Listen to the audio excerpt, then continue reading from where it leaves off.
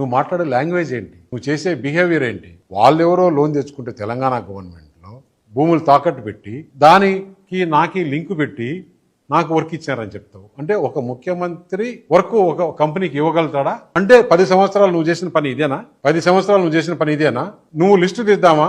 తెలంగాణలో ఉండే వాళ్ళు ఎంతమంది తెలంగాణలో వర్క్ చేశారు, మిగతా వాళ్ళు ఎంతమంది, ఆంధ్ర వాళ్ళు ఎంతమంది వర్క్ చేశారని కూర్చొని డిబేట్ పెట్టుకుందామా? నేను కేటీఆర్ ఇద్దరమే ఎక్కడికి రమ్మంటే అక్కడికి, ప్రెస్ క్లబ్కైనా సరే, తెలంగాణ భవన్కైనా సరే, లేదు ఎక్కడైనా సరే హైదరాబాద్లో మన ఇద్దరం కూర్చొని డిబేట్ చేద్దాం. మీడియా ఏం మాట్లాడుతున్నావు? నీకు ఎందుకు అంత అక్కసు? అవును, రేపు కలిస్తే ఎప్పుడు రాజకీయాల్లో ఎప్పుడు ఏమవుతుందో, టీడీపీ బీజేపీ హైదరాబాద్లో తెలంగాణలో కలిపి పోటీ చేయొచ్చేమో, దానికి నీకెందుకు బాధ? ఏం మాట్లాడుతున్నావు? తెలంగాణలో నా పేరు గురించి మాట్లాడినా కాబట్టి నేను ఈరోజు నీ గురించి చెప్పాల్సి వచ్చింది. లేకుంటే మా ఇద్దరి మధ్యలో అది ప్రైవేట్ డిస్కషన్. ఇంకా కొంతమంది ఉన్నారు, అది బయటకు చెప్పకూడదు.